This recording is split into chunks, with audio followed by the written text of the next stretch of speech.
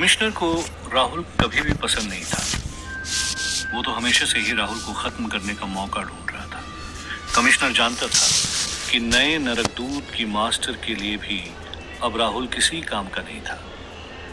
राहुल एक आम इंसान की तरह बेबस कमिश्नर के सामने खड़ा हुआ था। कमिश्नर को पता था कि इससे अच्छा मौका नहीं मिलेगा उसे राहुल को ठिकाने लगाने का, पर उससे भी पहले कमिश्नर उत्सुक था ये जानने के लिए कि आखिर राहुल चंद्रवंशियों की गुफा में शालिनी को लेकर क्या करने गया था।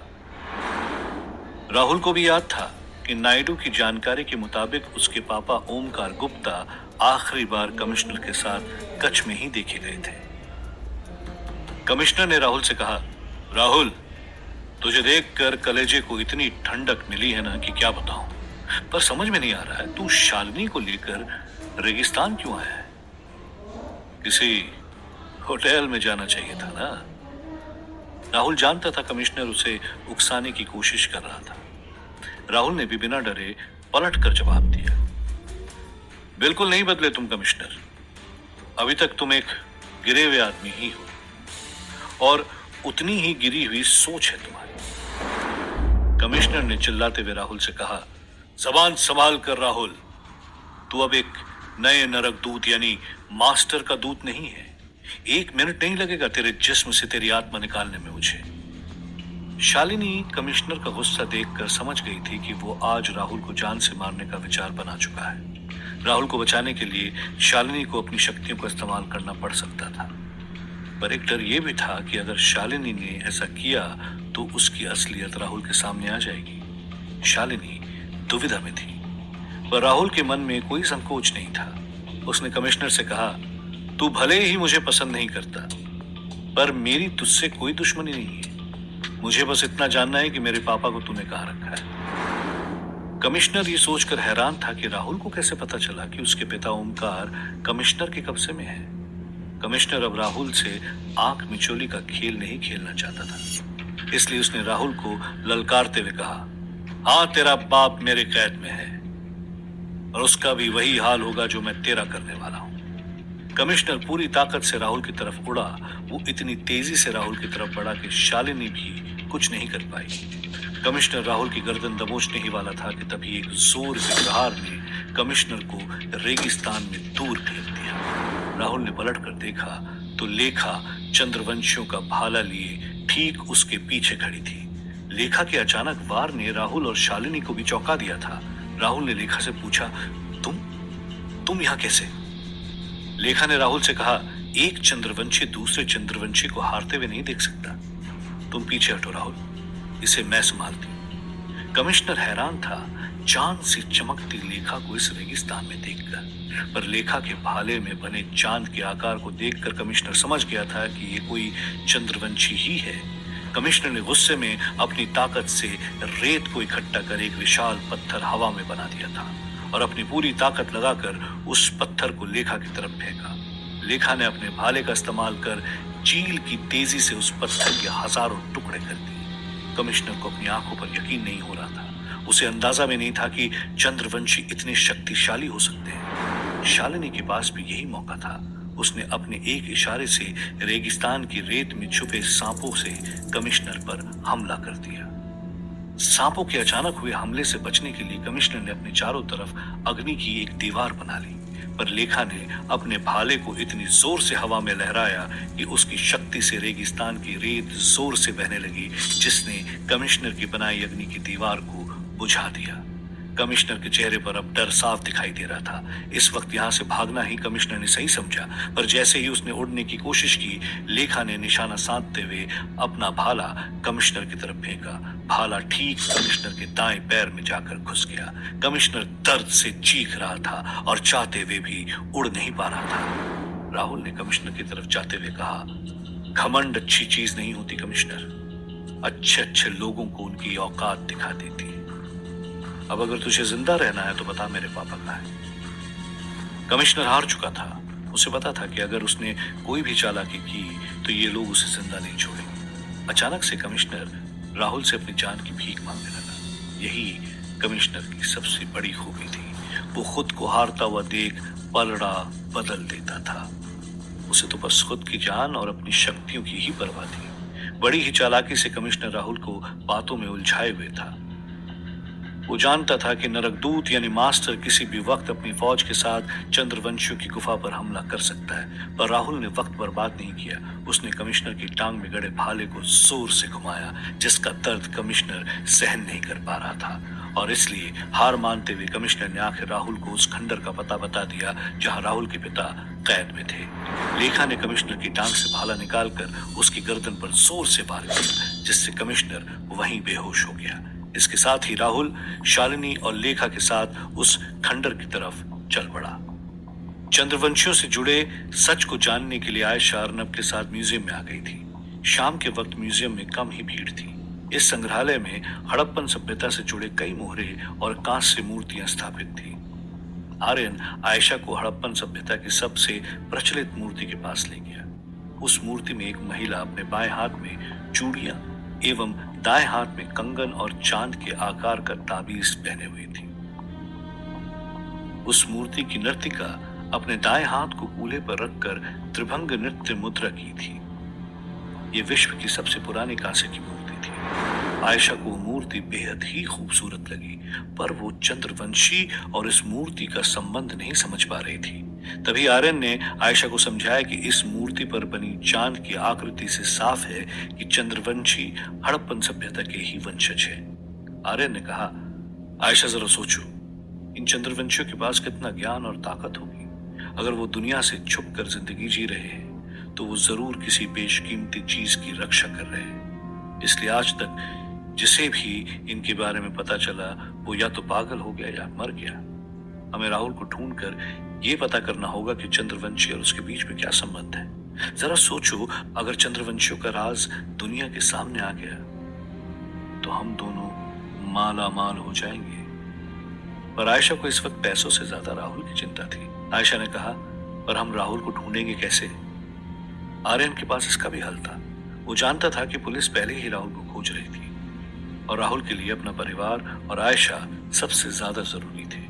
आर्यन ने आयशा से कहा, हमें राहुल को ढूंढना नहीं पड़ेगा। उसे अगर पता चले कि तुम मुसीबत में हो तो वो भागा भागा तुम्हारे पास आ जाएगा। आयशा इस तरह राहुल को परेशान नहीं करना चाहती थी, पर वो जानती थी कि राहुल तक पहुंचने का अब बस यही एक रास्ता है। आयशा ने आर्यन से कहा, तुम जो कहोगे मैं वो करने के लिए तैयार हूं, बस किसी भी तरह राहुल को मुझ तक ले आओ। आर्यन के चेहरे पर हल्की सी मुस्कान थी। उसे पता था अनजाने में शालिनी उस तक वो जानकारी ले आई थी जो पूरी दुनिया का भविष्य बदल सकती थी। आर्यन ने आयशा के कंधे पर हाथ रखते हुए कहा, तो चलो मेरे साथ, मेरे घर। पर याद रहे, मैं तुम्हारे साथ जो कुछ भी करूंगा वो सिर्फ और सिर्फ राहुल को तुम तक लाने के लिए। तुम्हें सहन करना होगा। क्या तुम्हें मुझ पर भरोसा है आयशा? आयशा ने बिना सोचे समझे हामी भर दी। आर्यन ने मन ही मन सोचा, अब आएगा असली मजा। सुनसान पड़े खंडर में राहुल जोर जोर से अपने पापा को पुकार रहा था, पर उनका कहीं भी नामो निशान नहीं था। शालिनी ने राहुल से कहा, कहीं कमिश्नर ने हमसे झूठ तो नहीं कहा? राहुल सोच ही रहा था कि तभी लेखा ने खंडर के सबसे आखिरी हिस्से से राहुल को आवाज लगाई। राहुल और शालिनी फौरन दौड़ते हुए लेखा के पास पहुंचे तो देखा कि राहुल के पापा प्यास से तड़पते हुए अपनी आखिरी सांसें ले रहे थे। ओमकार अपने सूखे होंठों से बस एक ही बात कह पा रहा था, पानी, पानी। राहुल ने जैसे तैसे खंडर में पानी से भरा मटका ढूंढा और अपने पापा की प्यास बुझाई। राहुल को देखकर ओमकार की आंखों में आंसू थे। उसने अपने कायरपन के लिए राहुल से माफी मांगी। ओमकार ने राहुल से कहा, बेटा, मुझे मास्टर ने कैद कर लिया था, उसे रोक बेटा, वरना वो पूरे चंद्रवंशियों की जान ले लेगा। ये सुनकर लेखा चौंक गई थी। उसके हाथ कांपने लगे थे। लेखा ने तुरंत अपना भाला उठाकर राहुल से कहा, मुझे जाना होगा राहुल, मेरा कबीला मुसीबत में है। लेखा के जाते ही राहुल के पापा ने उसका हाथ पकड़कर कहा, राहुल, तेरी असली माँ जिंदा है। उसने मुझे तेरी जिम्मेदारी दी थी, पर मैंने उसके साथ धोखा किया और बिना बताए तुझे मुंबई शहर ले आया। जो गलती मैंने सालों पहले की थी उसे अब तू ही ठीक कर सकता है बेटा। जा, ढूंढ अपनी मां को। अचानक से राहुल के पापा जोर जोर से खांसने लगे। राहुल जैसे ही अपने पापा को कंधे पर टांग कर बाहर ले जाने लगा तो शालिनी ने उसे रोक लिया। शालिनी ने राहुल से कहा, आई एम सॉरी राहुल, तुम्हारे पापा सांस नहीं ले रहे। राहुल स्तब्ध था। शालिनी सच कह रही थी। उसके पापा अपनी आखिरी सांस ले चुके थे। राहुल को समझ नहीं आ रहा था कि अब वो अपनी मां को क्या मुंह दिखाएगा। शालिनी ने राहुल से कहा, मैं जानती हूं राहुल, ये वक्त तुम्हारे लिए मुश्किल है, पर जरा सोचो, तुम्हारा अपना चंद्रवंशी कबीला खतरे में है। एक तुम ही हो जो मास्टर को, यानी कि नए नरकदूत को रोक सकते हो। राहुल ने शालिनी से कहा, पर मास्टर ऐसा क्यों करेगा? उसने मुझे खुद कहा था कि वो नरकदूत बनने के बाद दुनिया में शांति चाहता है। शालिनी ने राहुल से कहा, अक्सर हम जिन पर भरोसा करते हैं वही लोग हमसे छलावा भी करते हैं राहुल। राहुल सोच रहा था कि उसी की मदद से मास्टर नरकदूत बना था। तो नरकदूत उर्फ मास्टर सच्चा है या झूठा, राहुल को आज पता लगाना ही था। पुष्कर ने लेखा की बात मानकर अपने शूरवीर योद्धाओं को गुफा के दरवाजे पर तैनात कर दिया था, पर अपने कक्ष में बैठा उसे अब तक यकीन नहीं हो रहा था कि जिस कबीले की रक्षा उसने इतने सालों तक की, आज उस पर मुसीबत के बादल मंडरा रहे थे। पुष्कर की पत्नी सरिता चांद की मिट्टी से बना कवच लेकर उसके पास आई और कहा, आज तुम्हें अपनी गलती का अंदाजा हो रहा होगा। अगर सालों पहले तुमने राहुल के माता पिता के साथ विद्रोह नहीं किया होता तो आज हमारा कबीला और मजबूत होता। सरिता की बातें पुष्कर को चुभ रही थी। उसने फौरन उठकर सरिता को जोर से चांटा लगाया और उसके हाथ से कवच छीनकर पहनते हुए कहा, मैंने वही किया जो मुझे सही लगा, और देखता हूं ये नरकदूत कौन है जो हम चंद्रवंशियों से भिड़ने आ रहा है। क्या तुम भूल गई? हमारे पास मंडी की शक्तियां हैं। सरिता ने कहा, भूल तुम रहे हो। दुनिया के लिए ये एक मंडी है, पर हमारे कबीले के लिए ये चांद का टुकड़ा सब कुछ है। अगर ये गलत हाथों में लग गया तो हर जगह तबाही ही तबाही होगी। अब भी वक्त है, हमें बाकी कबीलों से मदद मांगनी चाहिए। पुष्कर ने गुस्से में अपना भाला उठाते हुए कहा, चंद्रवंशी कबीले का राजा बनने के बाद से ही बाकी कबीलों ने हमसे रिश्ता तोड़ दिया था। जरा सी मुसीबत के लिए मैं पुष्कर चंद्रवंशी किसी के समक्ष अपने हाथ नहीं फैलाऊंगा। पुष्कर ने अपने कक्ष में रखी एक संदूक को खोला, जिसमें रखा पत्थर का एक टुकड़ा रात में चकमकाते हुए चांद की तरह चमक रहा था। पुष्कर ने उस चांद के टुकड़े को उठाकर सरिता के हवाले कर दिया और कहा, अगर किसी भी परिस्थिति में इस कबीले की हार होती है तो तुम लेखा और इस चांद के टुकड़े को लेकर यहां से भाग जाना, चली जाना दूसरे कबीलों के पास। सरिता ने वो चांद का टुकड़ा अपने हाथ में लिया ही था कि बाहर से लोगों के चीखने और चिल्लाने की आवाज आने लगी। पुष्कर जैसे ही अपने कक्ष से बाहर निकला तो उसने देखा कि कुछ योद्धा भागते हुए उसके पास आए और हाँफते हुए कहने लगे, कोई गुफा की तरफ आ रहा है, उसके पास हजारों चूहे हैं। पुष्कर समझ गया था कि यही नरकदूत है। पुष्कर ने अपने योद्धा से कहा, इस गुफा को मैंने ऐसे मंत्रों से बांधा है कि एक चंद्रवंशी के अलावा यहाँ और कोई नहीं आ सकता। नरकदूत को आज सिर्फ निराशा ही हाथ लगेगी, पर तभी गुफा के घेरे को तोड़कर हवा में उड़ता हुआ नरकदूत उर्फ मास्टर वहां आ गया था। पुष्कर ने चौंकते हुए कहा, नामुमकिन, तुम चंद्रवंशी नहीं हो, फिर कैसे इस गुफा में?